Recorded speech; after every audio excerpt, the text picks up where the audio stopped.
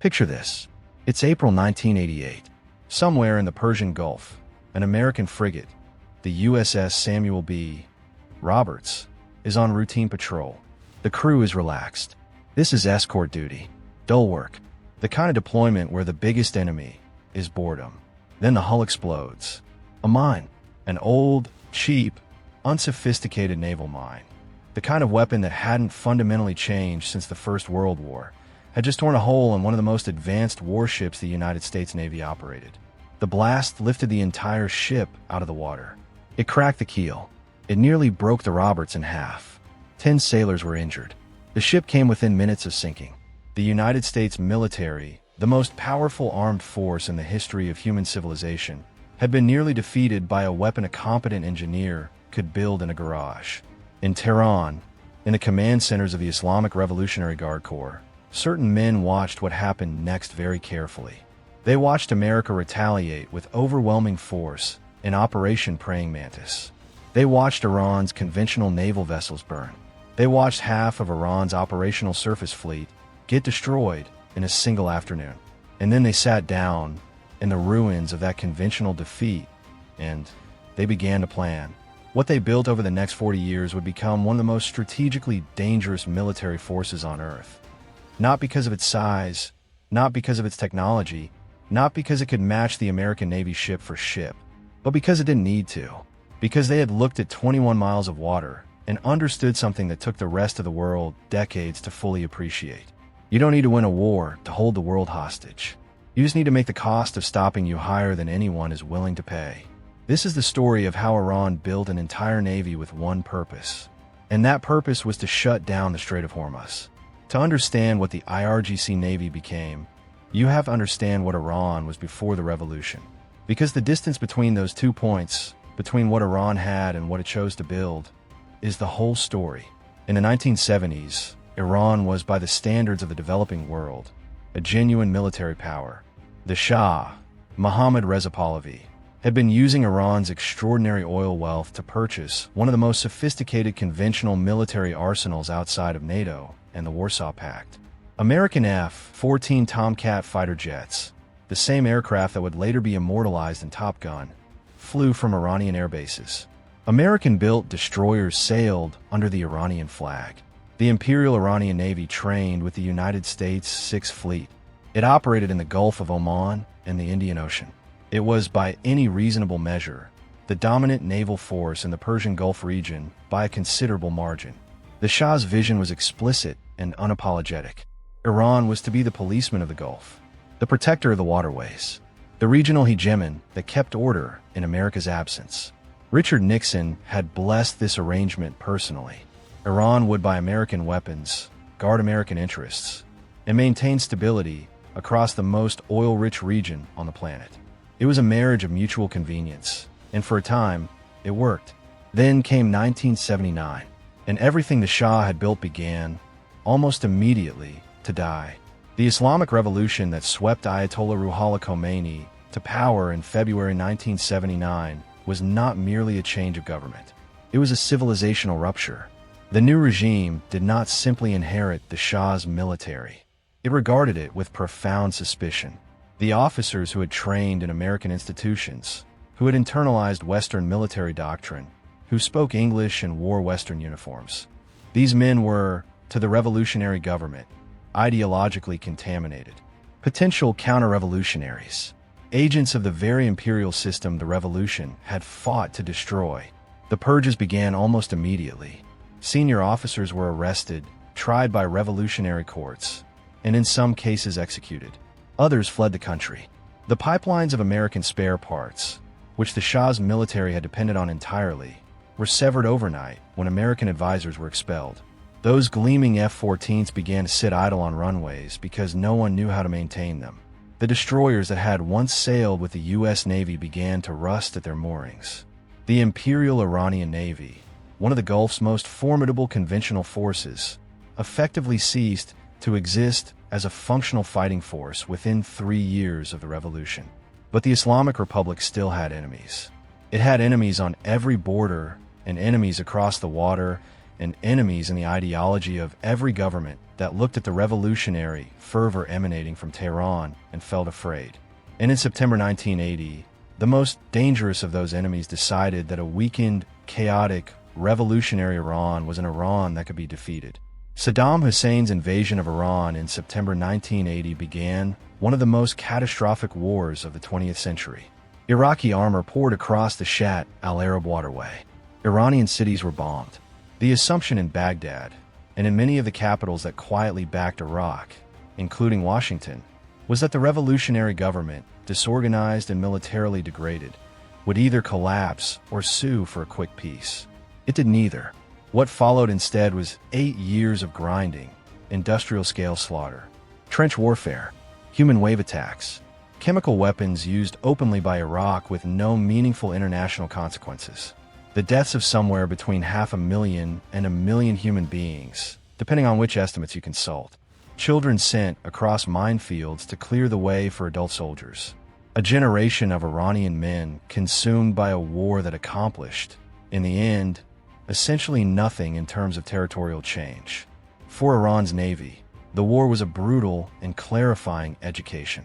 The regular Iranian navy, already degraded by the purges and the parts embargo, was largely incapable of contesting Iraqi naval forces or the Gulf Arab states that were funneling money and logistical support to Saddam. What the navy could do, what it increasingly tried to do, was threaten the oil trade that was sustaining Iraq's war machine. Attack the tankers carrying Iraqi oil, mine the shipping lanes, make the Gulf expensive and dangerous for everyone. This campaign, the Tanker War, as it came to be known, began revealing something important. Conventional warships were not the most effective tools for this kind of conflict. What worked in the confined, shallow waters of the Persian Gulf were smaller, faster, more expendable assets. Speedboats, mines, shore-based missiles. The geographic constraints of the Gulf, its narrowness, its shallowness, its limited maneuvering room, actually favored a force willing to operate unconventionally. And it was in the middle of this realization, in 1985, that a decision was made that would permanently alter the character of Iranian military power. The Islamic Revolutionary Guard Corps was given its own navy. The IRGC, the Pasdaran, was not a conventional military organization. It had been founded in the immediate aftermath of the revolution as an ideological counterweight to the regular armed forces.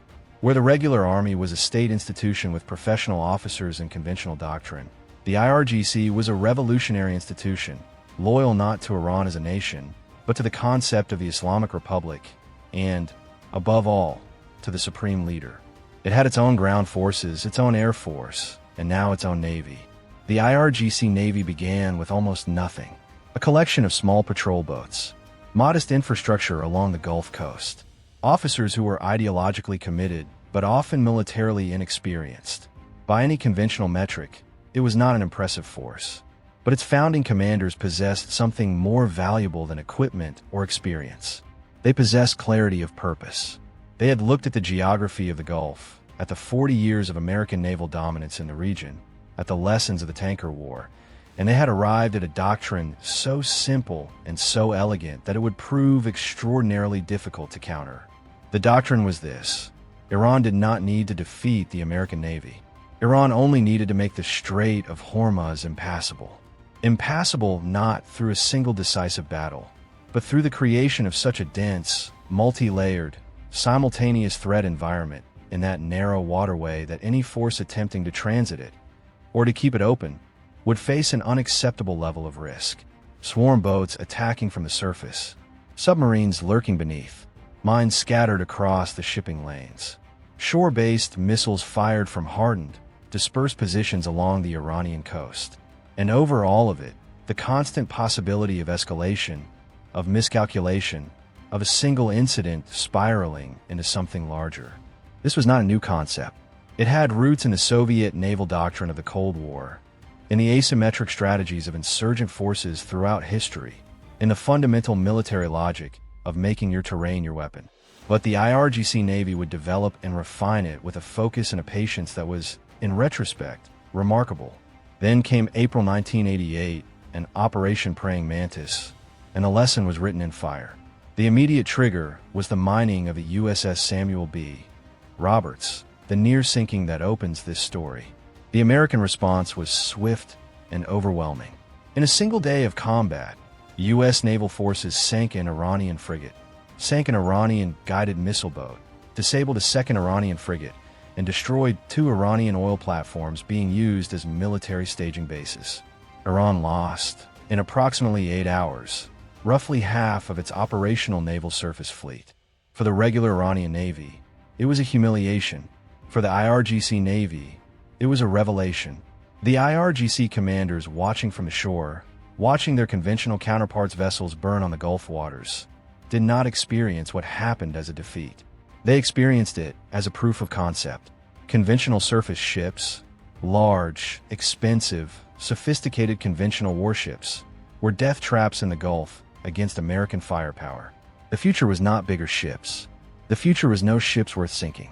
The Iran-Iraq War ended in a ceasefire in August 1988, 4 months after Praying Mantis. Iran had survived, barely, expensively, at enormous human cost, but it had survived. And in the years of reconstruction that followed, as the world turned its attention to the collapse of the Soviet Union and the emergence of the new post-Cold War order, the IRGC Navy began its long, quiet transformation. Through the early 1990s, Iran made several crucial acquisitions that would form the material foundation of its new naval doctrine. From Russia, newly desperate for foreign currency after the Soviet collapse, Iran purchased 3 Kilo-class submarines. These were not the nuclear-armed behemoths of the Soviet strategic fleet. They were conventional diesel-electric submarines, quieter than nuclear submarines, specifically because they spent long periods running on electric motors with no engine noise at all. They were designed for coastal and littoral operations, exactly the kind of environment they would face in the Persian Gulf and the Strait of Hormuz. They were not glamorous, but in shallow, acoustically noisy water, diesel-electric submarines were famously, frustratingly difficult to detect. From China, Iran acquired anti-ship missiles, variants of the C-801 and C-802, sophisticated sea-skimming weapons that flew just above the water's surface at high subsonic speeds to evade radar detection. These weapons were integrated into shore-based batteries positioned along the Iranian coast, giving Iran the ability to threaten shipping in the Gulf without deploying a single vessel. And from its own military-industrial complex, which the IRGC was simultaneously building from scratch, Iran began developing domestic variants and improvements. The Noor missile, the Qatar, the Ra'ad, each generation more capable, more precise, with greater range. Each generation adding to the layered threat picture that any adversary would face in the Strait. But perhaps the most consequential development of the 1990s was not a weapon at all. It was a doctrine. Iranian military planners, studying American operations in the Gulf War of 1991 with intense analytical focus, drew several critical conclusions. First, the United States military was devastating in open, conventional warfare. The 100-hour ground campaign that destroyed Saddam's army was a performance of almost incomprehensible military efficiency. Second, that efficiency depended on certain operational prerequisites: air superiority, freedom of maneuver, uncontested logistics. Third, those prerequisites could potentially be denied in confined, complex environments. And fourth, perhaps most importantly, the American political system had a limited tolerance for casualties and an even more limited tolerance for economic disruption. You did not need to defeat America militarily. You needed to make the cost of military action against Iran, in lives, in money, in oil prices, in economic disruption, higher than the American political system was willing to pay. The Strait of Hormuz was the instrument through which that cost could be imposed. Throughout the 1990s and into the 2000s, the IRGC Navy refined and expanded its capabilities along several parallel tracks. Fast attack craft, the swarm boats that would become a signature of Iranian Gulf tactics, were acquired in large numbers and stationed along the coast in hardened, dispersed facilities. These were not the patrol boats of Coast Guard. These were weapons platforms, small fiberglass vessels capable of carrying anti-ship missiles, torpedoes, or rocket-propelled grenades, crewed by IRGC personnel trained specifically in swarm attack tactics. The goal was volume. The goal was saturation. If you launch enough of these boats simultaneously from enough directions against a single target, you exhaust its point defense systems. A modern warship is an extraordinarily capable fighting machine. Its radar systems can track dozens of targets simultaneously. Its defensive missiles can engage multiple threats at once. Its close-in weapons systems, the phalanx guns, the C-RAM launchers, are specifically designed to handle exactly the kind of fast, low-flying threats that Iranian swarm boats represent. But every one of those systems has a finite capacity. There is a number of simultaneous threats at which even the most advanced naval defense system becomes saturated and begins to fail. Iranian planners studied those numbers carefully. The swarm doctrine was supplemented by underwater capabilities as the IRGC developed its own fleet of midget submarines, small, domestically produced submersibles that were slower and less sophisticated than the Kilo-class boats, but also smaller, shallower draft, and even harder to detect. These vessels were designed not for open ocean operations, but for the specific shallow water environment of the Strait and the Gulf's coastal approaches. Their mission was not to engage enemy submarines in deep water. Their mission was to lurk in shipping lanes, to place mines, to threaten the hulls of transiting tankers from below. And then there were the mines. The IRGC Navy's investment in naval mining capability deserves particular attention because it represents perhaps the most cost-asymmetric element of the entire Hormuz strategy. A naval mine is a profoundly simple weapon. At its most basic, it is an explosive charge attached to a buoyancy device designed to detonate when a vessel passes nearby. The technology has existed for nearly 200 years. The most basic versions cost a few $1,000s to manufacture. The most sophisticated, pressure-sensitive, programmable, capable of distinguishing between vessel types, cost somewhat more. But even the expensive ones are cheap compared to the ships they can sink. A mine that costs $10,000 can destroy a supertanker worth $100 million. And the damage a mine causes extends far beyond the vessel it strikes. When a mine is discovered in a shipping lane, or even when the credible possibility of mines is raised, the entire lane must be treated as contaminated until cleared. Minesweeping is slow, painstaking, technically demanding work. A single minefield can close a shipping lane for weeks. Iran is believed to possess thousands of naval mines, a stockpile that, if deployed across the Strait of Hormuz, would present a minesweeping challenge measured not in days but in months. The mere announcement that mines might have been laid in the Strait, without a single mine actually confirmed, would be sufficient to trigger a market panic. Insurance rates for Gulf shipping would spike within hours. Tanker companies would divert their vessels. Oil futures would surge. The economic damage would begin not when the mines exploded, but when the possibility of mines became real enough for shipping companies to act on it. Iran knows this. It has always known this. The mining capability is not primarily a military weapon. It is an economic weapon wearing a military uniform. By the mid-2000s, the IRGC Navy had evolved into something qualitatively different from what had existed in 1985. It had depth, multiple overlapping capability layers that could be employed simultaneously or independently. It had doctrine, refined operational concepts based on 2 decades of study, exercise, and limited real-world testing. It had infrastructure, hardened coastal facilities, underground storage, dispersed basing that made targeting its capabilities from the air significantly more difficult than targeting a conventional naval base.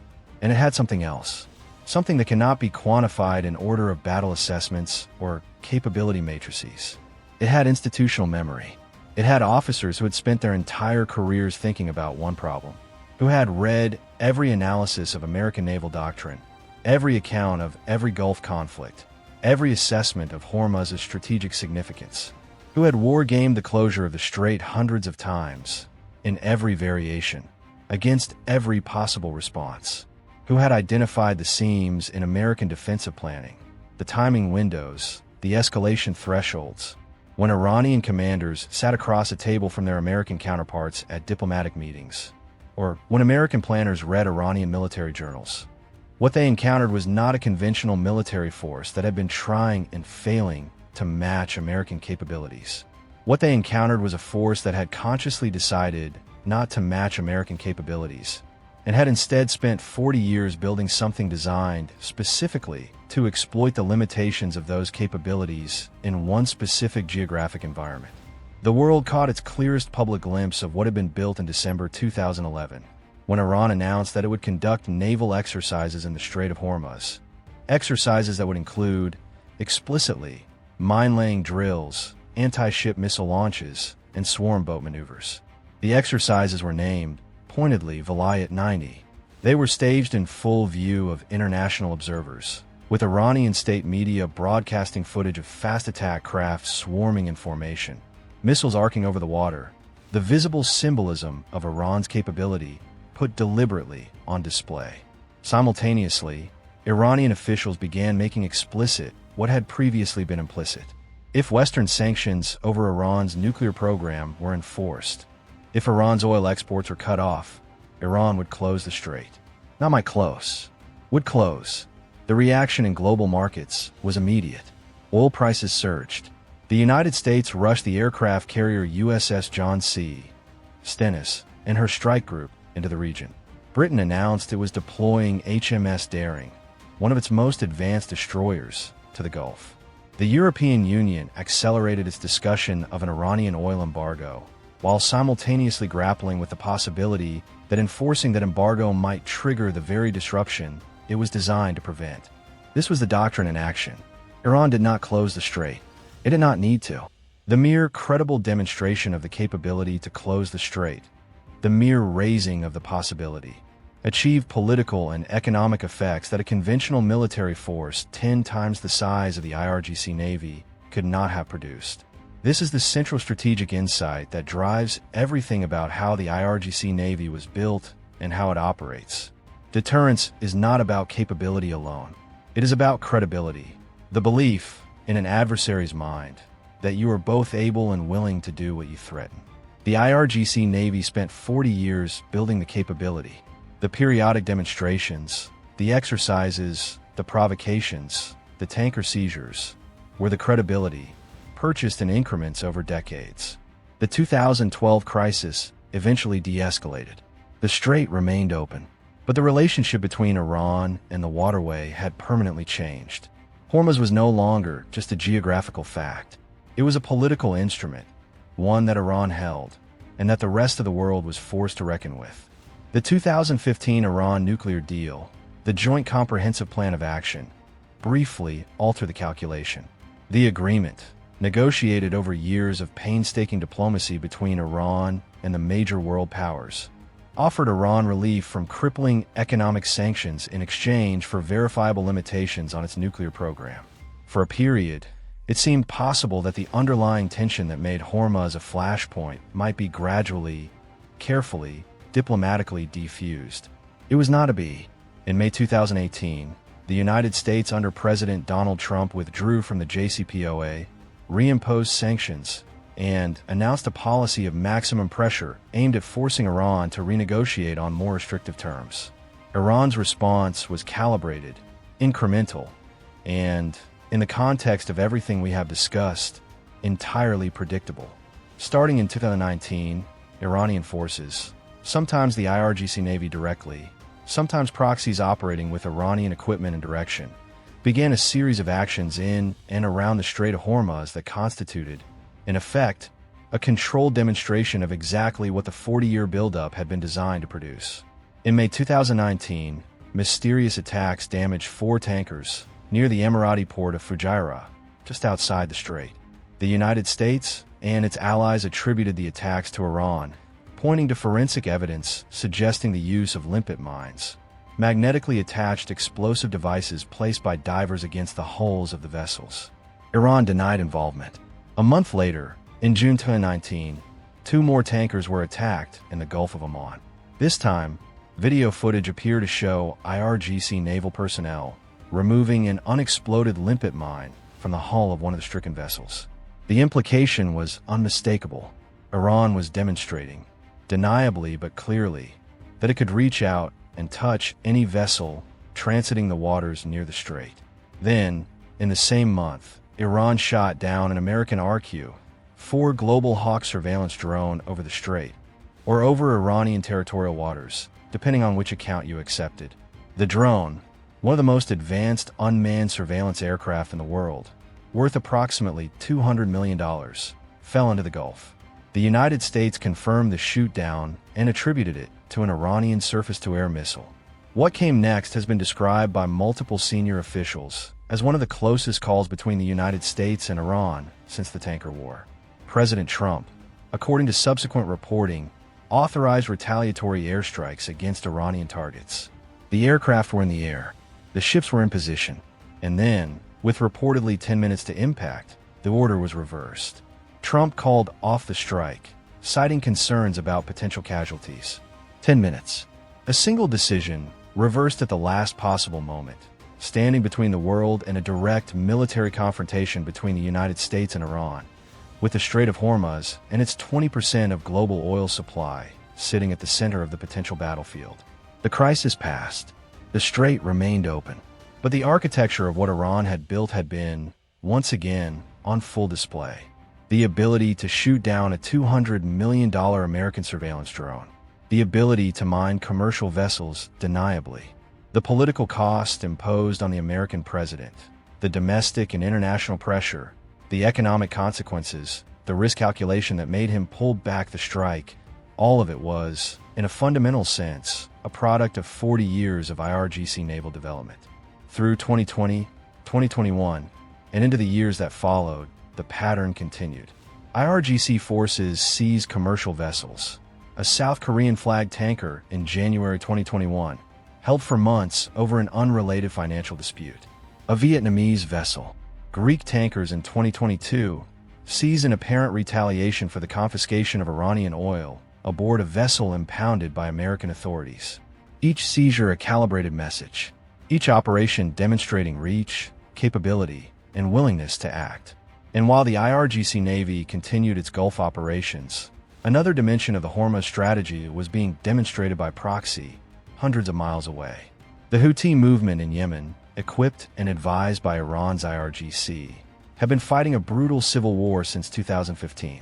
But beginning in late 2023, in response to the Israeli military campaign in Gaza, the Houthis dramatically escalated their operations in the Red Sea. Using drones, anti-ship missiles, and a publicly announced blockade of Israeli-linked vessels, they disrupted one of the world's busiest shipping lanes to a degree not seen in decades.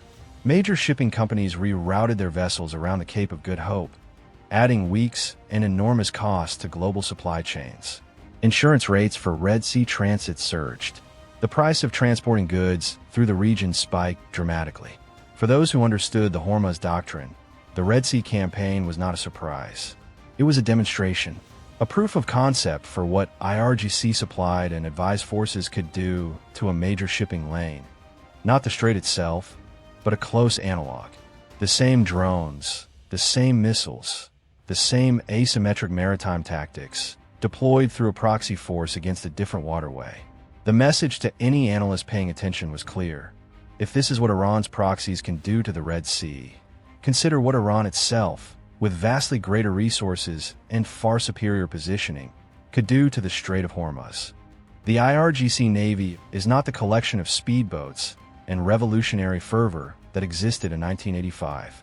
It is a mature multi-domain force with decades of operational experience, real-world combat testing through proxies, and an integrated set of capabilities that spans the surface, subsurface, air, and, increasingly, cyber domains.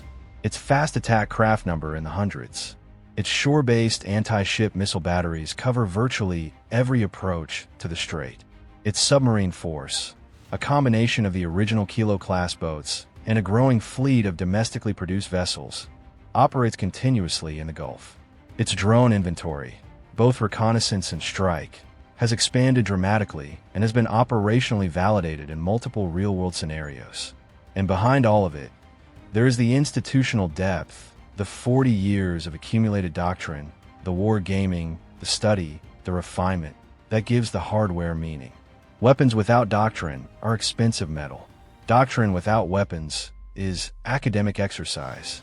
The IRGC Navy, uniquely among the forces in the region, has spent 4 decades building both simultaneously, each informing and shaping the other, in service of a single, clear, unwavering strategic objective. There are serious, credentialed American military analysts who believe that the U.S. Navy could, in a sustained campaign, degrade the IRGC Navy's capabilities sufficiently to keep the strait open. There are equally serious analysts who believe the cost of doing so, in ships, in lives, in oil price shock, in the broader regional consequences of a direct American-Iranian war, would be staggering and potentially unacceptable. What virtually no serious analyst believes is that it would be quick, clean, or cheap. That uncertainty, that genuine, legitimate debate among the most capable military minds in the world about whether the strait can be kept open against a determined Iranian effort to close it, is itself the IRGC's greatest achievement. Not the weapons, not the doctrine, the uncertainty. The fact that the question cannot be confidently answered in America's favor is the product of 40 years of work. It is what the founders of the IRGC Navy set out to create when they sat down in the ruins of Praying Mantis and began to plan. There is a phrase in military strategy: the purpose of a deterrent is not to be used. The purpose of a deterrent is to ensure that it never has to be used. By that standard, what Iran built in the Persian Gulf over 4 decades has been, within the limits of its own strategic logic, extraordinarily successful. 40 years ago, the IRGC Navy was an idea held by revolutionary commanders with speedboats and determination. Today, it is one of the most strategically consequential military forces on the planet. Not despite its unconventional character, but because of it. The admirals who must plan against it take it with deadly seriousness. The economists who model Hormuz closure scenarios publish findings that read like horror stories. The diplomats who sit across the table from Iranian negotiators know, always, that behind the diplomatic language sits a military capability that has been patiently, deliberately built for exactly this moment. If the hidden military histories, the strategic decisions made in secret rooms that quietly determine the fate of the world, if those are the stories that keep you up at night the way they keep us up at night, then you belong here. Subscribe to Echoes of Empires. There is so much more left to uncover.